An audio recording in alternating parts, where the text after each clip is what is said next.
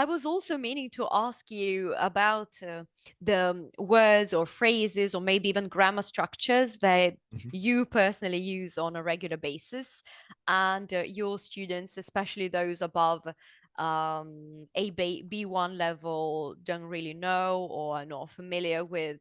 In my case, for example, it was the word prospect. I've recently Prospect. prospect, yes, because in Serbian it means something completely different and it's a word we Mhm. don't really use much. But I've recently worked with quite a few students on their job interview preparation, and then I just got maxed out and decided to create this interview mastery pro course Mhm. because can't clone ourselves. We can. But then, so one of the words that we use a lot, especially in this context, is a prospect, which actually refers to chances and possibilities, especially in the plural form when we say career prospects. I would like to improve my career prospects. It's very common in business English, at least, and somehow my B2 plus students were unfamiliar with it. Prospect also refers to a person. Yeah, how would you A say? person who is a candidate for something. Yes, yes. Like we'll be interviewing two more prospects for this Yes. role, for instance. And I like the adjective prospective, like prospective Oh clients, yeah, that's a prospective nice one. buyers. Yeah. Yeah, yes. And it makes you sound so eloquent, Yes. academic, professional, doesn't it? So, who And are prospective clients, buyers? How would you explain that word? prospective clients. Yes, for instance. So potential clients. So there's a possibility you could work with them. Yes, especially if, yeah, somebody who is expected to become your client Mhm. buyer. It's a really powerful word. And Yes. what about and your experience? In my experience, the first thing that comes to mind, so a lot of times people say, when they want to say, in my opinion, people say, in my image. In my image? Ah, Yes, okay. in I my image. wonder what a language where they are from, what language families they. I don't think it's only limited to one language. I've never Like, heard this, to be I've heard fair. it a lot from many Really? different people. Yes, and also, yeah, in my image, and yeah, of course, you can always. I always say in my view, In my which is the view, correct way. it's beautiful. In my view, it In my sounds view, yeah. formal, yet not too formal, too limited to only super formal situations. It's very applicable. Have you thought about any different expressions, vocabulary, Yeah. grammar structures? Well, I wrote down some idioms I've used lately. So for, the Hmm. first one would be get fed up with. Oh, that's a great one. Also Yeah. British. Oh, really? Hmm. No, maybe not chiefly British, but they're always Fed up with. associated with. I would say I'm really fed up with everything. Yeah. To me, it doesn't have any a strong connotation with either culture. I guess I've heard it in both, but I didn't know. Maybe it's British. Yeah. So get fed up with, of course, we use when we're bored or annoyed by something or someone. So like I'm so fed up with my neighbor's loud behavior. Yeah, like sick and tired of. Yes. Like Exactly. I I've had totally understand. enough of I've had this. enough is Yeah. great. Yes. Yes, I've had enough. And especially in the present perfect. And it's like something that we have to draw our students' attention to, don't we? So like just pay attention to this. Let's just stop for a moment and Mhm. appreciate this beautiful construction. Yes. I've had enough of it. In my case, it's the get Mhm. the hang of. I hear it all the time.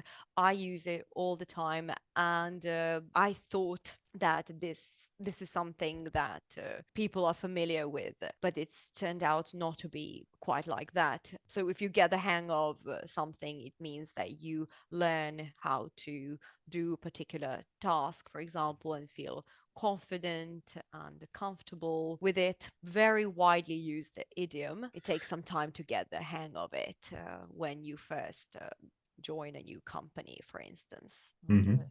But for some reason, not many of my students are familiar, or at least were familiar with this idiom. Mhm. Yeah, but you use it yourself constantly, Yeah. don't you? Probably. Yeah, I should probably. start tracking all the idioms I use because Yeah, you don't even pay attention. You didn't even know, you didn't even notice because they come so naturally to you, right? yeah, Like, yes, yeah. it's all automatic.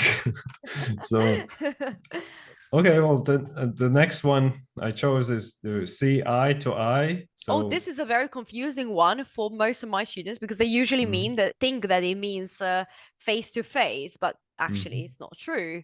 yeah, What? face to face means to meet someone well face to face in real life in a Yes, situation yes, like in instead of person, emailing or having online meetings. You finally meet someone face to face.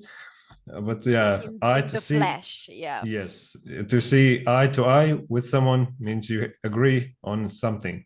You Yes. share an opinion. And it is also widely used, but whenever I teach that one, my students always think that it means face to face. And what Mhm. about your students? Have you had this experience?